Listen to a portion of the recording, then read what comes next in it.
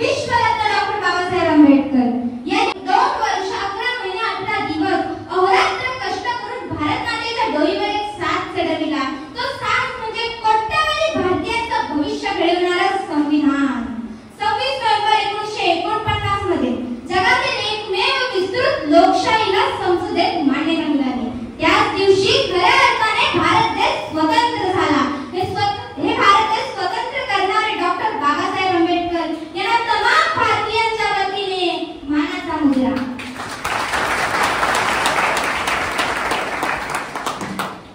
खऱ्या अर्थाने स्वातंत्र्याचा हक्क दिला साऱ्यांना, ताठमाने जगण्याचा विश्वास दिला साऱ्यांना, लोकशाहीला राष्ट्र ऐक्याला जिथे ठेविले अग्रक्रमाला, सार्वभौमाचा बंधुभावाचा दिला संदेश साऱ्या जगाला, दिला संदेश साऱ्या जगाला।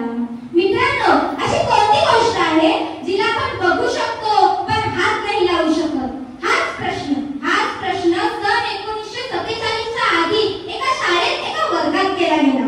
मुलांनी खूप सारी उत्तरे दिली। काही म्हणाले गुरुजी आपण आकाश पाहू शकतो पण हात नाही लावू शकत। काही म्हणाले गुरुजी आपण सूर्य पाहू शकतो पण हात नाही लावू शकत। पण त्याच वर्गाच्या बाहेर बसून शिकत असलेल्या एका विद्यार्थ्यांनी घाबरलेल्या डोळ्यांनी पाण्याने भरलेल्या माठाकडे पाहिले आणि म्हणाला, गुरुजी मी तहान लागून मरून जरी गेलो तरी मी या पाण्याने भरलेल्या माठाला हात नाही लावू शकत। कारण मी एका शूद्र जातीतून येतो आणि हाच तो शूद्र जातीचा विद्यार्थी।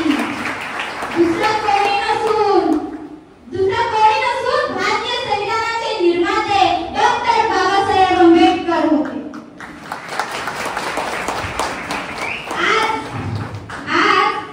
आज आपण शाळांमध्ये पाहतो की आपण आज 75 वर्षानंतर शाळा सुद्धा तीच आहे, प्रश्न सुद्धा तोच आहे, पाणी सुद्धा तेच आहे। पण जर काही बदलले आहे तर ते म्हणजे कोणत्याही जाती धर्माचा विद्यार्थी असो तो शाळेत बसू शकतो, खेळू शकतो, शिकू शकतो, पाणी सुद्धा पिऊ शकतो।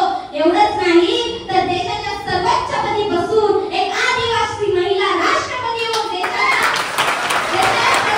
मार्ग ही ताकद दिली आपल्याला संविधानाने। तुम्हा मिळे जो गणराज्याचा मान, ते भारताचे संविधान, ते भारताचे संविधान।